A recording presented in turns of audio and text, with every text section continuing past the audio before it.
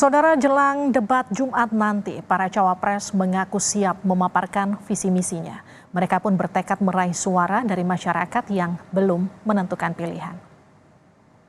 Kita memulai visi misi dari calon presiden nomor urut 1. Debat perdana calon presiden 2024 telah digelar 12 Desember lalu yang mengangkat tema hukum, HAM, dan demokrasi. Kini giliran calon wakil presiden yang akan adu gagasan di debat kedua pada 22 Desember mendatang. Jelang debat cawapres, calon wakil presiden nomor urut 1 Muhaimin Iskandar menyebut siap menghadapi debat. Soal teknis debat, Muhaimin mengeklaim tidak ada tema yang menguntungkan atau merugikan baginya. Belum tahu, kita tuh masih belum punya bahan, masih ya meraba-raba. Ya namanya debat mestinya harus ada saling sanggah. Gus, terkait temanya Gus katanya menguntungkan cawapres nomor Nggak ada lah, semua tema sama menguntungkan. Itu kalau tidak ada gitu nggak hangat namanya. Semua yang sudah siap maju pasti siap. Saat berkampanye di Balikpapan, Kalimantan Timur, cawapres nomor urut 2 Gibran Rakabuming Raka menyebut siap menghadapi debat. Gibran dengan singkat menyebut ia terus mempelajari materi debat. Cawapres gimana? Saya sebenarnya terakhir jawab itu terus loh. Gimana apa aja tuh persiapannya Bang Gibran? Ya, pendalaman materi dan lain-lain aja. Ya, pendalaman materi. Udah. Materi apa aja? Materinya apa aja sih? Dananya Bang. Yang jadi lawan terberat kan ya sesuai temanya. Calon wakil presiden nomor urut 3 Mahfud MD menyatakan telah siap menghadapi debat kedua yang akan digelar KPU RI. Mahfud menyebut tidak ada persiapan khusus. Kalau persiapannya oke lah ya. Kalau pertanyaan materi tidak bisa dijawab di luar kan kita belum tahu apa pertanyaannya, ya kan? Tapi pertanyaan itu kan diundi WhatsApp, lalu muncul pertanyaan apa. Nanti kalau saya menyiapkan jawaban Rohingya yang ditanyakan Palestina kan beda lagi. Pokoknya siap aja lah ya. Kalau ditanya apa persiapan, siap dalam arti ya siap datang. Menurut survei Litbang Kompas yang digelar 29 November hingga 4 Desember 2023, ada 28,7% pemilih yang belum menentukan pilihan atau masih merahasiakan pilihannya. Kebanyakan mereka dari usia 41 hingga 60 tahun sebesar 44,3%. Pemilih ini juga mayoritas perempuan 54,2%, tinggal di kalangan pedesaan, dan lebih banyak berpendidikan dasar. Debat cawapres nanti akan menentukan gagasan kandidat terkait isu ekonomi, pajak, termasuk infrastruktur dan perkotaan. Gagasan dari para kandidat berpeluang merebut hati para pemilih bimbang. Tim Liputan, Kompas TV. Lalu bagaimana strategi dari setiap calon wakil presiden untuk menggait suara pemilih bimbang? Kami akan membahas bersama Najmi Mumtazah Rabani, juru bicara Timnas Anies Muhaimin. Selamat malam. Malam, Mbak. Malam semuanya. Mas Nazmi, selamat malam ya. Kami juga akan sapa Daniel Anzar Simanjuntak, juru bicara TKN Prabowo Gibran. Bang Daniel, selamat malam. Selamat malam, Mbak Livi. Assalamualaikum. Waalaikumsalam. Dan juga ada di studio Kompas TV, ini adalah Ciko Hakim, juru bicara TPN Ganjar Mahfud. Selamat malam. Malam. Mas Ciko. Malam semua. Saya ke Mas Ciko dulu. Mas Ciko, jadi siap debat? Ada persiapan khusus menuju hari Jumat 22 Desember? Untuk Prof. Mahfud sendiri tidak terlalu khusus persiapannya karena mungkin juga kepadatan jadwal kampanye maupun padatnya pekerjaan beliau sebagai Menko Polhukam yang masih terus dilakukan ya. Dan jadi mungkin kita juga hanya meminta untuk beliau untuk istirahat cukup ya kan untuk menghadapi debat karena itu cukup menyita tenaga ya nantinya. Tapi buat kami dan buat Pak Mahfud sendiri karena memang visi misi yang ada di dalam program-program kami itu adalah buah pikiran asli dari Pak Ganjar maupun Pak Mahfud. Jadi dan kita bisa tahu bahwa budaya aktivis, budaya sebagai birokrat yang sudah begitu melekat di pengalamannya Pak Mahfud sendiri. Jadi debat ini sebenarnya udah biasalah dia lakukan sejak muda sampai sekarang. Jadi nggak ada persiapan khusus ya kalau dari Nggak terlalu persiapan. Oke, kalau Mas Nazmi bagaimana dengan Caimin? Iya, saya pikir calon wakil presiden dari kubu 01 ini memang seorang aktivis tulen ya. Sehingga dalam kesehariannya memang terbiasa berdialektika dan berdialog dengan berbagai kalangan. Kami ambil contoh berbagai program yang sudah kami dengungkan di tempat-tempat dan provinsi se-Indonesia, itu kami mengundang bukan relawan untuk hadir, tapi kami mengundang publik ya yang ingin bertanya, menyampaikan aspirasi, dan itu disampaikan langsung melalui kandidat baik presiden maupun calon wakil presiden, begitu. Baik, kalau Bang Daniel, ada pemilih sekitar 28,7% yang dianggap masih bimbang. Ini hasil surveinya Litbang Kompas ya. Ada strategi khusus nggak untuk meyakinkan para pemilih lewat debat Cawapres 22 Desember besok? Pertama tentu ini juga sekaligus selalu jadi karakteristik Pak Prabowo, dan kita juga ingin ini menjadi bagian dari karakteristik Mas Gibran, yaitu tampil dengan otentik. Jadi otentisitas ini penting untuk menunjukkan orisinalitas dari seorang Gibran. Jadi kami berkeyakinan itu akan dilakukan oleh Mas Gibran. Kenapa? Karena Mas Gibran adalah pelaku dari kegiatan ekonomi. Beliau pengusaha, kemudian punya latar belakang kepala daerah, tentu punya pengalaman terkait dengan pajak, infrastruktur, dan sebagainya.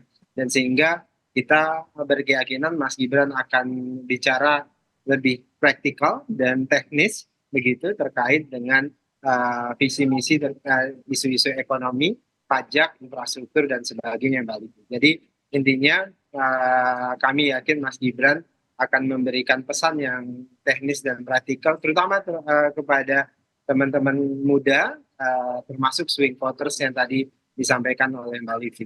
Baik, saya ke pengamat politik Ujang Komarudin yang juga sudah bergabung. Mas Ujang, kita sudah menyaksikan debat perdana versi Capres. Besok ada debat kedua versi Cawapres. Apakah setelah debat kedua, para pemilih bimbang ini bisa langsung menentukan pilihannya? Ya, tentu ada proses ya. Kebimbangan, kegalauan, ketidakyakinan yang 28,7% hasil survei Litbang Kompas, itu kan akan terjawab pada proses-proses yang juga kemungkinan dua bulan ke depan ya. Tidak hanya pada debat pertama Capres, lalu debat yang lainnya, Cawapresnya besok begitu. Saya melihatnya hingga akhir gitu, hingga ujung debat yang kelima, katakanlah 3 kali Capres dan 2 kali Cawapres, saya melihat mungkin di ujung ya, untuk meyakinkan mereka yang galau, yang tidak yakin itu hingga proses kelima, bukan hanya ditentukan pada debat Capres-Cawapres perdana atau pertama. Saya melihat masih panjang perjalanan, masih perlu diyakinkan mereka apa kira-kira yang akan diberikan kandidat Capres-Cawapres kepada katakanlah pemilih pemula, kepada seluruh rakyat Indonesia. Karena 2024 ini pertaruhan Indonesia, apakah bisa tinggal landas ya untuk bisa membangun ke depan, ataukah kita setback ke belakang. Oleh karena itu instrumen debat menjadi penting untuk tadi bukan hanya sekedar meyakinkan mereka yang galau, mereka yang gamang, mereka yang katakanlah belum yakin, tetapi juga tadi harus membawa sebuah perbaikan bagi Indonesia masa depan. Karena kita bukan hanya bicara soal debat, tapi bicara Indonesia yang berkemajuan, Indonesia yang berkeadaban, Indonesia yang tentu bisa bersaing dengan negara-negara besar lainnya di dunia ini, begitu. Oke, masih ada sekitar 28,7% para pemilih yang belum menentukan pilihan versi Litbang Kompas. Masih juga banyak akan ada swing voter mungkin yang nanti akan berubah pilihan setelah menyaksikan debat. Yang jadi pertanyaan untuk ketiga para tim ses ini dan juga jubir ini, strategi apa yang kemudian akan dilakukan untuk meyakinkan mereka langsung memilih calon Anda? Saya melihat, saya berhitung ya tentang Litbang Kompas, hasil survei Litbang Kompas itu kalau di total sekitar 54% masih bisa kita ambil suara ya, yang karena ada 28% yang belum menentukan pilihan, dan bahkan dari yang sudah menentukan pilihan itu hampir separuhnya masih swing, masih bisa swing untuk ke paslon lain. Nah, ini menarik, dan tapi tentu yang paling akan kita masifkan terus-menerus tentunya adalah gerakan canvassing. Saya rasa sama dengan paslon lain, yaitu door to door yang paling manjur untuk melakukan penggaitan suara, dan itu dengan menjelaskan program-program ya. Kebetulan juga kita juga harus berinovasi dengan program-program yang tentunya bukan hanya tiba saat tiba akal, tapi program-program yang betul akan kita lakukan nanti ketika kita terpilih ya. Salah satunya kalau di Ganjar Mahfud kita punya program KTP Sakti yang itu menjadi menjadi inovasi penyatuan dari segala data masyarakat, dan itu menyatukan semua programnya Pak Jokowi yang sukses ya, seperti Kartu Indonesia Pintar, Kartu Indonesia Sehat, Kartu Tani, Kartu Nelayan, itu menjadi satu masuk ke dalam hanya dalam KTP aja gitu ya. Nah ini yang akan juga kita menjadi senjata kita turun ke bawah. Dan tentunya ada senjata-senjata lain yang kita nggak bisa buka di sini ya, karena ini strategi. Nah, tetapi pada prinsipnya kami yakini bahwa dari sebagian swing voters maupun yang belum menentukan pilihan, kami menghitung sekitar 50% adalah kaum-kaum terdidik. Ya, kaum-kaum terdidik ini memang menunggu hasil-hasil debat, menunggu penampilan-penampilan dari capres maupun cawapres yang ada, ya kan, sampai di mana mereka bisa diadu gagasannya, diuji gagasannya, apakah itu sekedar menghafal, apa mereka betul-betul menjiwai, atau memang gagasan itu datang dari mereka sendiri, apakah ini gagasan dari yang dipikirkan oleh think tank tanpa mereka juga memahami, kan gitu ya.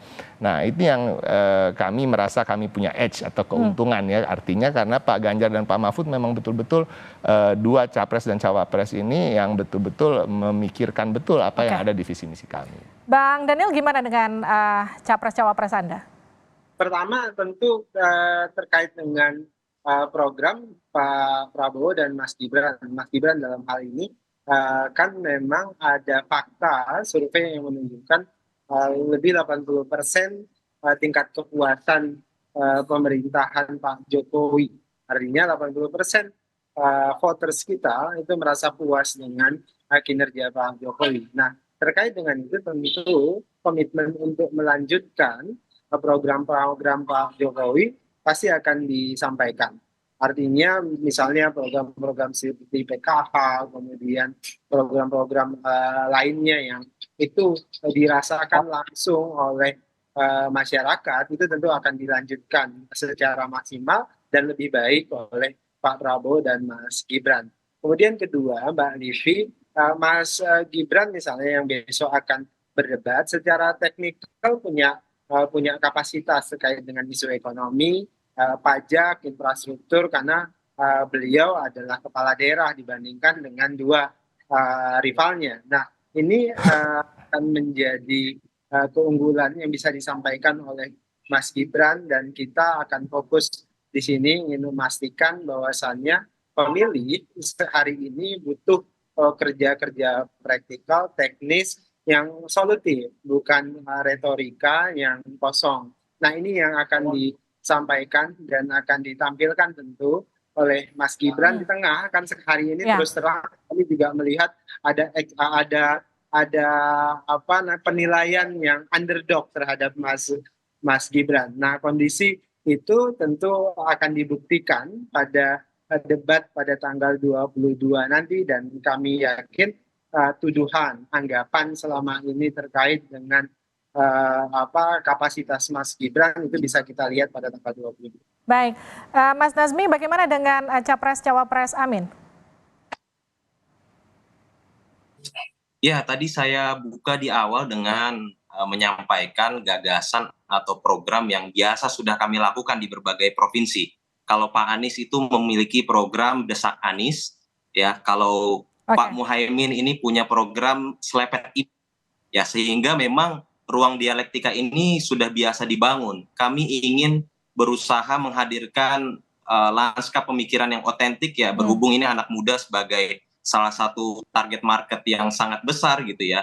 Dan saya ingin meyakini bahwa dalam proses debat ini kami sudah bukan lagi siap ya, tapi sangat siap, karena melihat dari track record atau kiprah kedua orang yang kami usung ini memang orang-orang yang sudah jelas gitu. Karena debat ini bukan soal hafalan, debat ini soal rekam jejak, sehingga saya meyakini baik Pak Anies maupun Pak Muhaimin ini sanggup mengatasi segala persoalan di perdebatan gitu ya. Dan yang paling penting ya dalam proses debat ini tidak hanya apa yang disampaikan, tapi bagaimana cara menyampaikan. It's not only what you say, but how you say.